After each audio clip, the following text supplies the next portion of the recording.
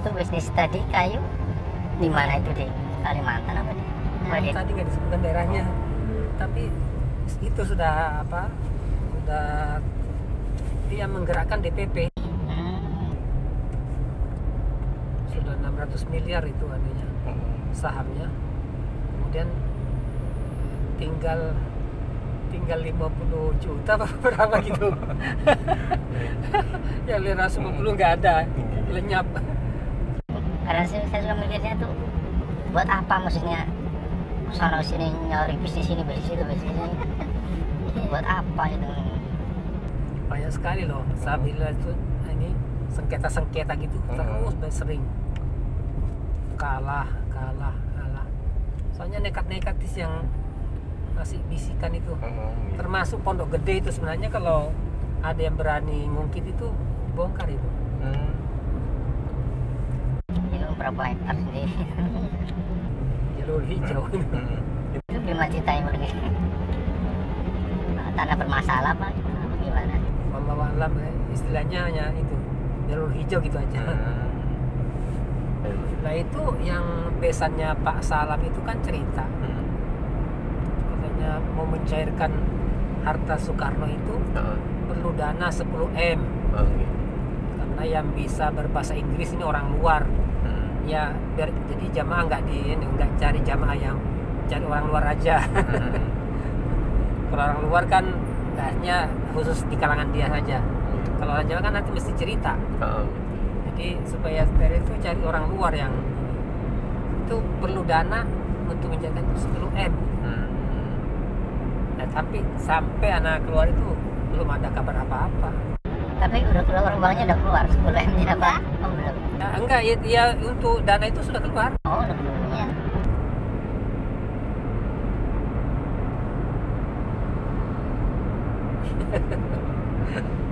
Karena sebenarnya tinggal jalanin apa yang sudah ada gitu kan, misal fokus ke Eran aja udah, hasil Eran dikelola lah yang baik buat jamaah.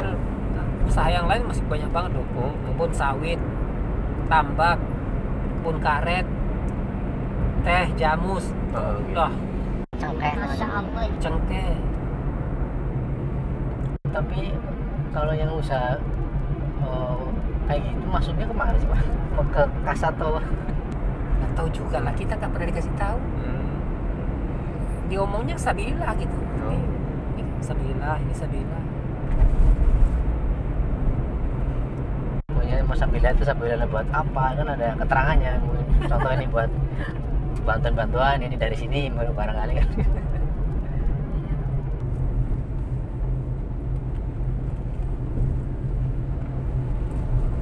Sama seperti itu yang PDO itu kan. Iya, Ceritanya Sabila juga. Sabila. Ceritanya kan sama itu, yang penemunya siapa tuh? Pak Haji siapa? Saya ceritain waktu saya mau di sana, ceritain katanya si orangnya ini sakit apa, jantung atau apa.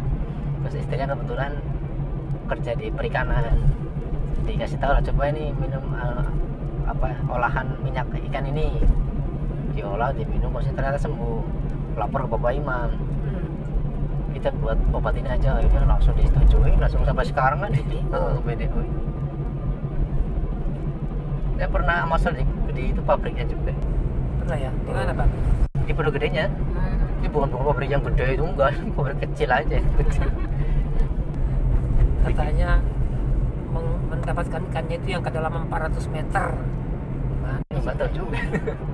Setahu saya itu ikannya udah posisi beku itu kan, datang itu udah dipakai yang dus-dus es itu, masuk terus digiling pakai mesin giling.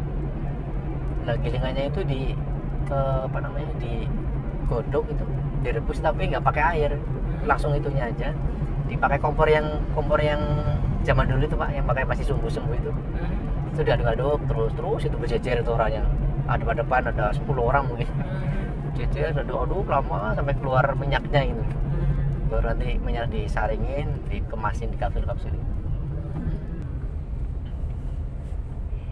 Lah itu sempat terdengar sama anak itu sebenarnya PD itu hanya 18.000 itu. Tapi kejamaahnya itu waktu itu 35 Pak, berapa itu? Sekarang udah 100 lebih. Ya jamaah sudah dipakai bisnis juga, tenaganya sudah di,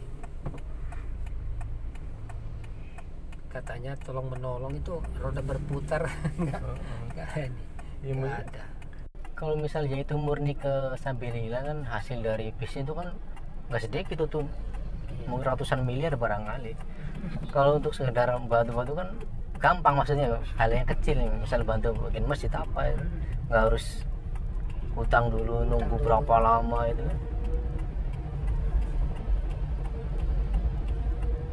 Kalau memang difungsikan betul-betul ke sana gitu.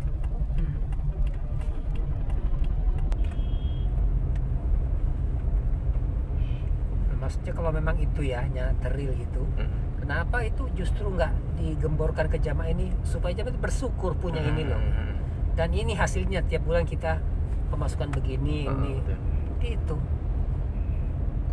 Yang digemborkan hanya iuran aja. Hanya disuruh beli, jamaah melancarkan usaha sabila, habis itu mandek, nggak ada gambar. Iya, nggak ada gambaran hasilnya Ya, buat sabila apa. itu apa, digunakan kemana.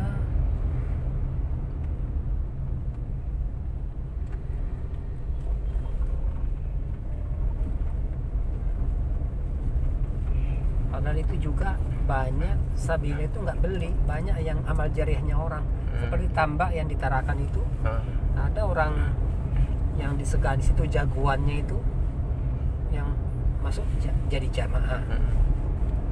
Dia sedekah sabila 100 hektar.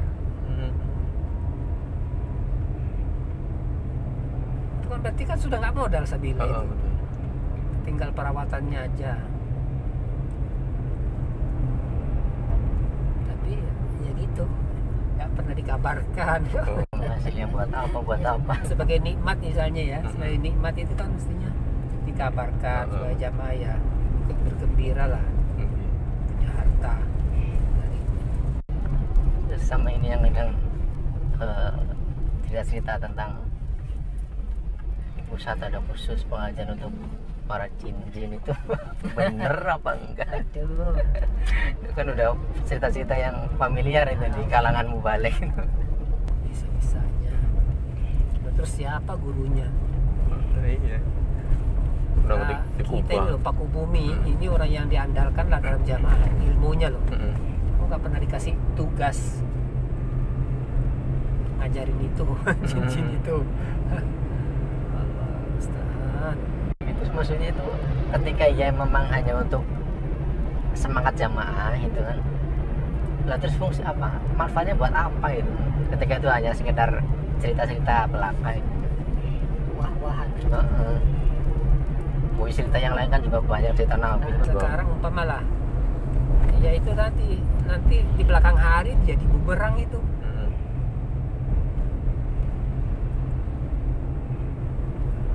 Katakanlah dulu cerita-cerita yang untuk mengunggulkan Pak Nur Hasan, murid terbaik di Darul Hadis, sampai mau dijadikan qadhi, sampai pernah ngimami di Masjidil Haram. Nah, cerita-cerita yang memang wah betul-betul mendongkrak banget. Tapi akhirnya gimana setelah kenyataannya nggak ada. Menghinakan ya.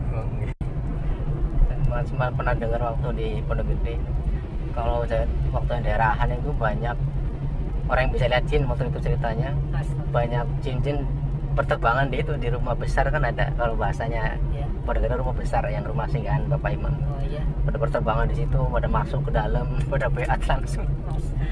Mesti dari mana? Kadang maksudnya nggak masuk di akal gitu. Nah itu ada hadis, ada ucapannya Imam Asy-Syafi'i berkata, man barang siapa yang mengaku melihat jin, maka saya tolak persaksiannya, nggak diterima persaksiannya. Karena Allah berfirman, innahu yarakum huwa wa qabiluhu min haitsu la tarawnahu. Sesungguhnya jin dan bala tentaranya, kabilah-kabilahnya melihat kalian manusia dari arah mana kalian tidak bisa melihatnya. Itu Al-Quran menyatakan begitu. Nah, kok terus ada orang mengatakan aku bisa melihat jin? Ya berarti berdusta kan dia itu. Tapi kalau kasusnya Pak Kasmudi gimana? Coba beliau kan diceritakan bisa melihat jin juga itu. pernah ada cerita ini Pak? Kalau Pak Kasmudi sering menceritakan rumahnya yang di Gresik itu, sebelum pindah yang sekarang. Ini ceritanya itu pernah suatu ketika Pak Kasmudi lagi keluar daerah gitu, ada acara Sabilah. Waktu itu kan masih telepon rumah itu, bukan HP. Ada orang jamaah yang perlu bertanya, ya ngambil ke telepon rumah itu yang ngangkat suaranya itu ya suara itu kayak geraman-geraman. Iya. Nah, setelah beberapa hari orang itu klarifikasi ketemu Pak Kasmudi. Pak, saya itu waktu itu ngebel ke rumah jenengan mau nanya sesuatu. Oh yang ngangkat kok suaranya aneh sih Pak, bukan jenengan. Oh iya memang waktu itu saya sedang pergi, saya nggak ada di rumah. Yang ngangkat ya paling ya itu itu ngakui Pak Kasmudi. Cerita itu. Ada lagi tamu namanya Pak Kasmudi. Pas dia sholat di musola itu kakinya itu ditarik sama jinnya itu. Aduh kan itu gimana sih Pak, saya mampir bertamu kok malah diganggu sama penunggunya Sampean itu. Hanya Pak Kasmudi bilang katanya sama penunggunya, aku minta ya, aku, keluargaku dan tamu-tamuku yang jangan diganggu ya. Itu.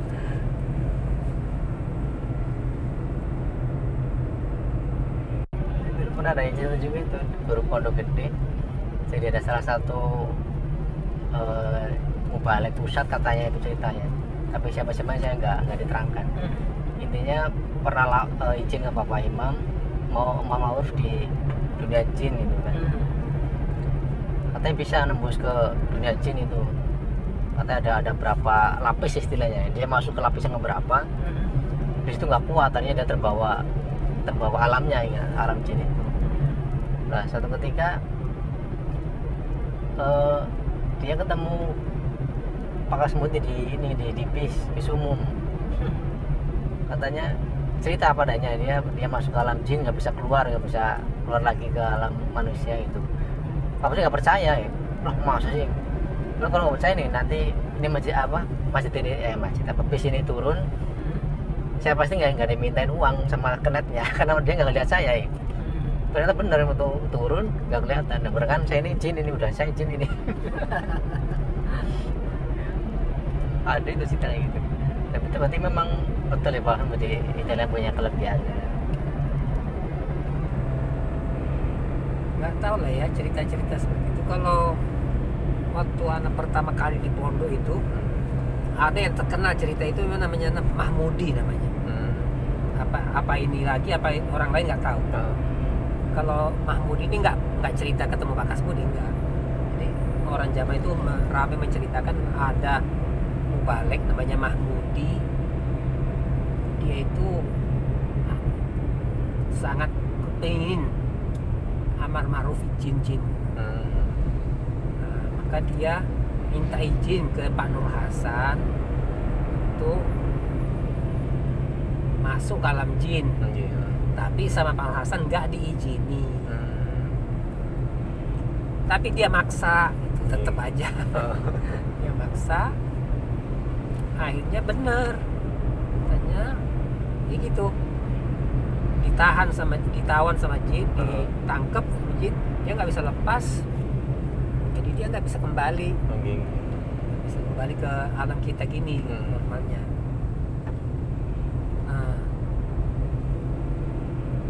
Ternyata katanya dipesan sama ratunya jin itu, karena dia sudah kalah, Kalau kamu mengikuti perintah-perintah saya, kemauan saya, hidupmu tak jamin selamanya. Tapi kalau kamu tidak mau ikuti perintah saya, kamu tetap kembali melaksanakan ibadah, sholat seperti biasa, kamu tak laknat, tak akan bikin deprek seumur hidup. Itu ancamannya Raja Jinnya gitu. Sekarang ini orang itu katanya muncul di Tangerang. Baru-baru ini apa udah Sudah lama, dulu? sudah lama. Masih anak aktif di dalam itu katanya sudah sana. Nah, orang itu sekarang buka praktek mijet. Mijet tapi ya udah nggak sholat, nggak ini. Karena ya dia itu memegang janji Ratunya Jin itu. Kalau selama mengikuti apa maunya ya jangan sholat, jangan ibadah, tak jamin hidupnya. Tapi kalau dia ibadah nanti kutuk. Ada katanya namanya Mahmudi katanya. Ya mungkin itu juga orang itu barangkali yang diceritakan. Nah, saya agak curiga dari cerita ini, apakah memang dia itu tadinya nggak diizini tapi nekat, kok mau-maunya gitu lah, nekat. Namanya orang itu kalau jamaah yang paham itu kalau sudah dilarang imamnya ya berhenti. Setelah gagal baru diakuin memang nggak diizinin gitu loh. Nah, sama dengan hal kejadian tenaga dalam. Dulu di jamaah tenaga dalam itu diajarkan. Waktu asrama Muslim yang ngajar katanya Pak Dohir ya, itu kalau tidak salah ya, banyak Pak Dohir. Biasa hiburan kan, kalau sudah ngantuk hiburan. Nah, orang ini suruh hiburan gitu. Nah, dia menghiburnya pakai mengatraksi tenaga dalam. Jadi dia memperlihatkan jurus tenaga dalam. Akhirnya dia terpental nabrak tembok langsung muntah darah di situ, meninggal. Setelah itu baru turun larangan tidak boleh lagi mempraktekkan tenaga dalam. Tapi sebelum itu diajarkan ada namanya katanya silat apa namanya, ojo apa namanya gitu. Ada lagi mubalek, masih hidup semuanya nih yang ngelakoni ini. Yang satu orang Lamongan, pengurus daerah sekarang, tiap bulan juga ikut daerahan, dampingi imam daerah. Yang satu jadi penerobos pusat, Ansaruddin itu. Jadi kata pengurus ini yang orang Lamongan ini, saya dulu waktu mau ditugaskan sama Mbah Haji ke Sulawesi, saya sama Ansaruddin itu dikasih bekal sama Badur Hasan, dikasih kotri, makan kotri itu untuk kebal. Jadi kotri itu dimakan, ditelan, nanti cukup digiring pakai tangan, diisarah mau taruh di mana. Misalnya mau taruh di perut, ya kita tangannya gini kan, nanti dia tinggal di perut. Kalau di kaki ya kita gini kan, nanti dia kaki. Terus saya makan mas itu, dengan bangga dia ceritakan itu. Saya makan itu anunya, kotri itu. Saya dengan Ansaruddin. Kok bisa ya, hanya dikasih bekal kotri lah, dia disuruh baca apa, kok bisa jadi alat kebal, bisa. Tapi memang berfungsi betul itu. Nggak tahu lah kenyataannya gimana. Ini dia praktekin betul. Kalau tenaga dalam itu saya lihat langsung waktu masih cabai rawit ya, sudah ini pas tugas di Madura, namanya di daerah Pakong. Itu yang datang ke sana itu penerobos pusat, Pak Bunyamin. Itu yang dia ini yang mengajarkan tenaga dalam. Itu belajarnya di masjid. Khusus beliau apa ada? Ya saya termasuk yang ikut. Ya sempat ikut beberapa jurus gitu. Tapi nggak tahu ya, hati ini nggak terlalu bersemangat mau berhasil gitu loh. Oke. Iya. Kalau sudah memasang jurusnya itu sampai mundur-mundur gitu orang yang didorong itu. Tapi katanya kalau orang itu sudah dijurus, kalau orangnya sudah terkapar, jangan di ini terus, nanti kasihan dia katanya gitu. Lepasnya biar dia nggak tertekan terus. Ya sama lah kurang lebih dengan Asad Halus, anaknya Asadnya Pak Haidir. Jadi katanya kalau sudah orangnya sudah jatuh, jangan ditekan terus, kasihan katanya gitu. Tapi kalau sejarahnya itu memang Pak Nur Hasan bawa langsung dari Mekah itu apa setelah di Indonesia ada? Nggak ada ujung pangkalnya ceritanya. Tapi setahun jalan setelah beliau mulai dakwah itu sudah punya itu ya? Sudah punya itu, iya. Karena semua kita ini kan dapatnya cerita itu dari pondok, di pondok aja. Waktu anak pertama mondok itu di Sukotirto. Sukotirto itu Jombang anunya, kabupatennya. Itu pondok mini. Jadi waktu itu pondok-pondok masih terbatas banget. Yang ada baru Kediri, Gading. Nah, tapi kalau Kediri itu saya nggak bisa. Pokoknya orang-orang luar Jawa itu nggak bisa mondok ini karena masih bahasa Jawa melulu, belum ada guru bahasa Indonesia, belum ada kelas bahasa Indonesia. Nah, jadi kita dioper ke pondok mininya yang ada guru bahasa Indonesia.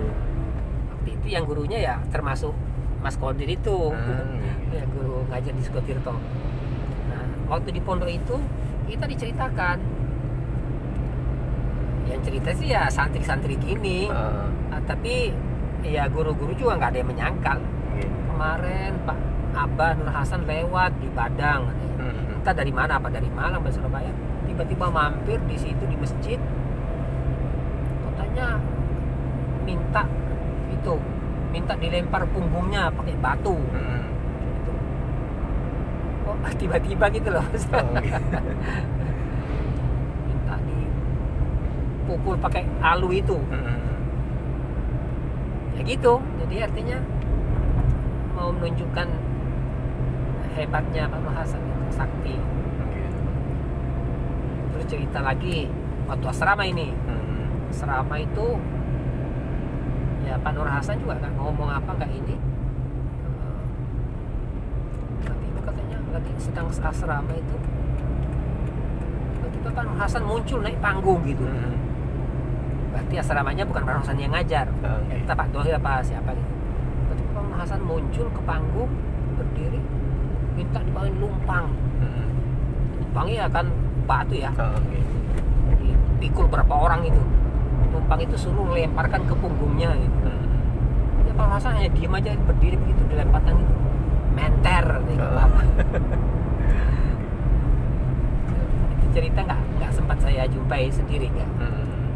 Jadi tenaga dalam yang mati terus lumpang di enggak. Kalau yang Anda jumpai sendiri ya atraksi Pak Nur Hasan itu beling sama duri. Itu yang saya jumpai. Atraksi duri itu pas mantainya Cak Duloh. Ini apa dimakan apa diinjak kah? Diinjak, iya. Diinjak suruh guling-giling itu. Ya.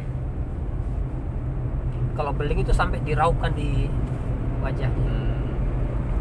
Kemarin CAI 2018 itu ada lagi atraksi beling itu. Anak kecil, tapi itu anak kecil gendong. Ya mungkin umuran masih 3 tahunan anak itu. Digendong tuh terus sama bapaknya tuh, atau yang pokoknya yang gendong itu dicelupkan di beling gini.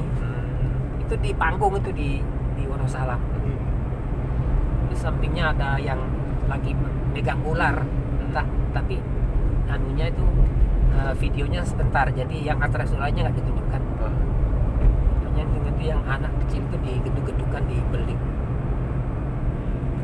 Ini ya Allah.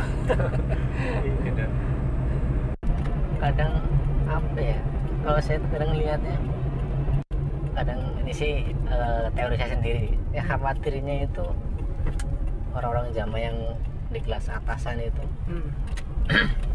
khawatirnya mereka juga sudah paham aslinya Jawa seperti apa, cuman kadang saling takut saling meneliti. Contoh misalnya si A ini sudah mulai ada perubahan pemahaman, takut diketahui B juga barangkali sama, dia sudah mulai paham, tapi ketika dimusuhkan takut si A ini tahu, jadi saling bersembunyi gitu. Ada kemungkinan motor seperti itu di kalangan pusat sana. Nyatanya sampai sekarang kan masih banyak bolong jadi pusat. Nyatanya tech itu juga bisa keluar kan. Iya. Jadi saya cuma mikir gitu kan. Jadi mereka hanya terjebak di, kalau istilahnya rutinitas, terjebak di rutinitas itu. Rutinitas dalam jam seperti itu sudah terjadwal istilahnya. Hari ini, bulan ini pasti ada jadwal ini. Jadi kalau meleset sedikit itu, ini takut dikatakan berubah kepahaman. Dari segi bahasa nasihat pun kan sama kan, dari atas sampai bawah sama. Kalau ada yang mulai ada berubah sedikit aja itu udah jadi sorotan itu biasanya. Kayak contoh yang pernah disinggung Pak Holil masalah ucapan syukur kan. Kalau saya dalil hadis kan nggak ada kata alhamdulillah ya kan. Iya. Jazakallah. Itu pun dekat pusat sama kafe bawa kan masih tetap ada kan kata alhamdulillah itu. Iya. Nah saya praktekkan itu benar-benar, karena dulu yang waktu saya masih di Jokam itu Pak Erwin yang menerangkan kalau syukur itu ya jangan dikasih alhamdulillah, cukup jazakallah. Misal mau digabung dikasih jeda, dikasih wakaf itu alhamdulillah jazakallah, jangan alhamdulillah jazak. Itu nggak ada tadinya. Lah saya praktekkan di kelompok pun pada heran itu. Lah mulai dari situ saya mulai mikir, oh berarti memang jamaah ini sudah terbentuk sistemnya seperti itu. Ketika pusat melakukan apapun itu dicontoh tanpa melihat dalilnya lagi. Lah nasihat habis Jumat kan begitu. Mana ada yang enggak nasihat? Dari Jawa sampai Sumatera sana ya begitu. Sampai di kelompok yang paling kampung, paling tengah hutan ya gitu prakteknya. Ya walaupun kadang nggak bunyi, hanya sekedar ngomong apa terus udah ya semacam mengukur kewajiban aja. Iya. Sama ini yang masih kadang kepikiran dalam Jokam itu kan, dulu saya ingat saya beberapa kali itu ada perubahan praktek ibadah. Maksudnya bukan berubah secara ini. Contoh nih yang gampang aja, waktu dulu bab ini mengucapkan ucapan setelah itu yang sami Allahu liman hamidah rabbana wa bihamdihi, itu kan dulu keras banget, itu kan keras kan. Iya. Setelah istilah penasihan supaya jangan terlalu keras. Iya. Nah itu maksudnya yang mau dipertanyakan di pusat itu tuh apa memang istilahnya ketika muncul ada yang muncul, oh ini salah keliru, itu ketika apa sih Pak? Ketika momen apa gitu? Pentasihan atau yang saya alami pribadi itu kita usulkan di depannya tim 10 ya, itu setelah ada tim 10, tapi sebelum ada tim 10 itu kita omongkan di depan musyawarah, tapi bukan musyawarah internal pondok ya, bukan itu ya, kita sampaikan di kalangan Paku Bumi dulu. Itu contohnya, jangan memastikan Shadaqallahul Azim, nggak ada sunnahnya. Sama waktu itu aminnya itu panjang banget, hanya itu amin gitu. Ternyata kan lihat tujuannya nggak begitu ya, panjang. A-nya itu hanya 2 harokat aja, aminnya yang panjang. Amin. Ini enggak, dulu tuh amin. Nah itu Pak Yusuf sebagai KU ya, bukan dari unsur keimaman, menengahi ya. Sekarang gini, supaya nggak jadi perkoro, nggak jadi resah ya, para guru-guru ini dulu kalau selesai baca Quran ya nggak usah baca Shadaqallahul Azim, tapi nggak usah disampaikan di tag. Kalau disampaikan di tag itu terlalu ini vulgar lah gitu. Ya vulgar, jadi ribut. Hanya kita praktekkan. Ya hanya berhasil juga sih ya. Anak-anak kalau nanya pribadi ya gampang nerima gitu. Amin juga begitu. Nah, memang yang apa ya, yang susah diterima itu kalau mendekati ke masalah ini, keimaman, apalagi jihadnya sudah itulah nggak ada celah untuk ngoreksi. Jangan dikoreksi. Ya kadang juga suka mikir gitu, kenapa yang hal-hal yang seperti itu kok bisa dirubah, tapi sekarang ketika ada permasalahan itu sudah menutup diri, kenapa nggak seperti dulu sih gitu kan? Ya soalnya mungkin ya perasaan dia, ya jelas sih. Kalau ini dirubah ya nanti merembet sampai ujungnya. Astagfirullah, sampai ujungnya nanti diralat semua ya. Iya. Kayak Pak Holil pernah merangkan ketika menyampaikan itu di forum. Jam itu gampang kok diatur. Tinggalnya ini di atas ini. Jam itu gampang, ngalor yang ngalor, gitu yang itu. Tinggal ketegasannya yang di atas aja. Tapi kenapa enggak? Sebenarnya Pak Ajis itu kalau mau sedikit saja berpikir yang sehat gitu. Nggak usah perlu ngambil pendamping lagi, membuang ini ngambil yang ini, nggak perlu itu saja. Ulama 3 ini sajalah diberi kesempatan menyampaikan ilmunya. Pokoknya ada yang resah gitu, gampang ngedem itu. Para saudara jamaah kita dari dulu itu sudah istilahnya komitmen kita itu memurnikan Quran hadis. Teorinya ngajinya Quran hadis, amalan kita Quran hadis. Jamaah dikasih tahu itu udah tenang. Orang seberat Marioso gitu loh, jamaah suruh sabar itu kodar tuh jamaah ya alhamdulillah bisa gitu ya bisa, walaupun ada 1-2 yang ini ya, tapi alhamdulillah nggak sampai muncul, bisa diredam. Seberat itu loh. Padahal itu harta mulai dikumpul dari Mujang sampai dia istilahnya ya direwangi kerja di luar negeri itu bertahun-tahun, habis nggak ada bekasnya, itu aja masih diterima sama jamaah itu. Kenapa? Bayangannya swargo, aku sabar ini. Coba Pak Haji benar yang ini, yang kendali itu nggak bisa. Tapi apa beratnya beliau ini karena itu tadi terlalu banyak pendamping itu juga berpengaruh juga. Pendamping berpengaruh banget. Nah, karena Pak Haji dia punya prinsip nggak mau seperti Pak Dohir. Pak Dohir itu Caca itu dia bilang gitu. Yang bilang yang Mbak Dau adiknya, istrinya Pak Yusuf. Ajis itu gak mau susah seperti Cak Dohir. Cak Dohir itu kalau dilapori jamaah, dia dengarkan, dia pikirkan. Makanya dia gampang sakit, akhirnya berat. Lah kalau Cak Ajis itu orang gelem, dia mau rileks santai. Nah, ada laporan diserahkan ke wakil empat.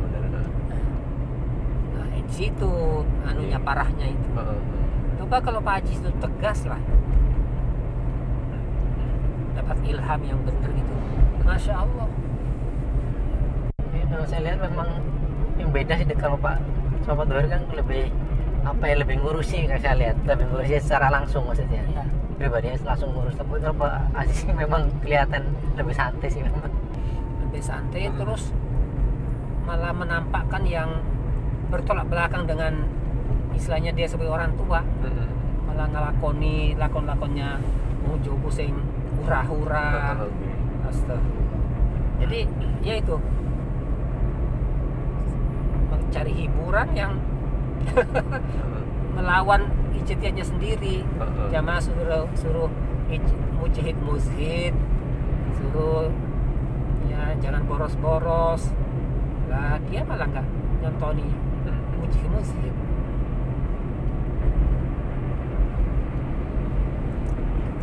benar sebenarnya Pak Haji itu kalau nggak salah dari awal itu, Masya Allah, benar banget. Jamaah terselamatkan dan dia bisa mengurangi beban orang tuanya, kakaknya.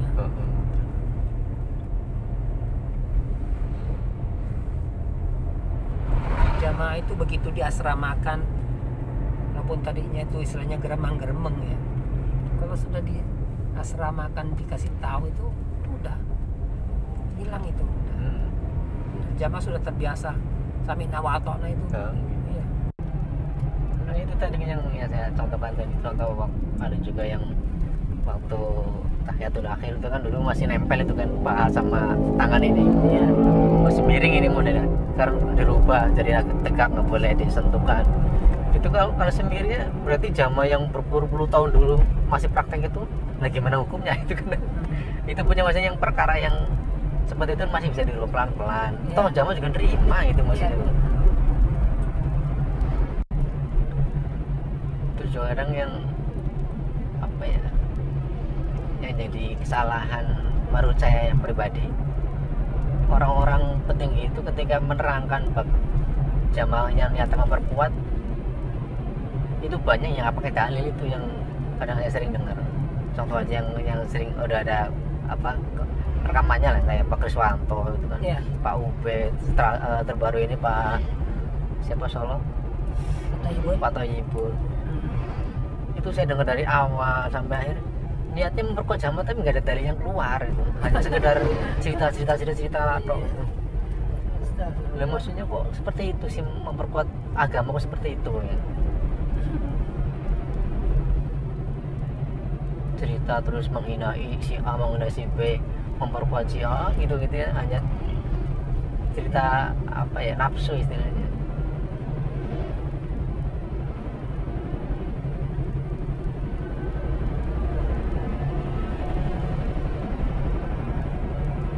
Waktu dipanggil pertama kali saya masukkan itu Pak Pupet, cerita Pak Pupet.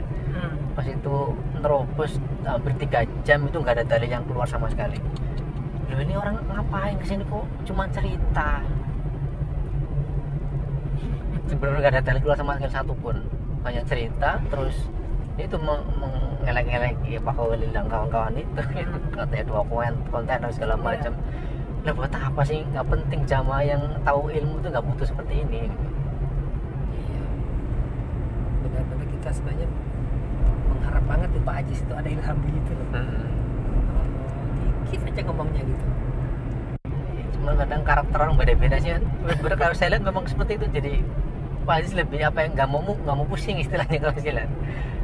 Dari cara saya juga dikit-dikit belajar itu juga sih ya Pak, psikolog orang tuh.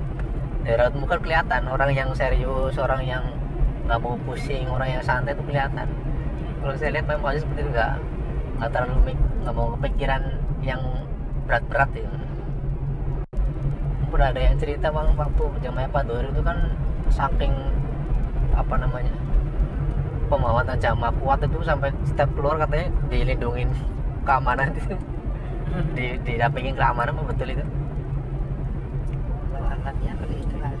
Katanya iya, sampai setiap kendaraan itu setiap keluar dari rumah ke masjid pasti keamanan berkeliling, jangan sampai ada jamaah yang apa istilahnya terlalu over itu, pengen salaman, pengen ini. Iya.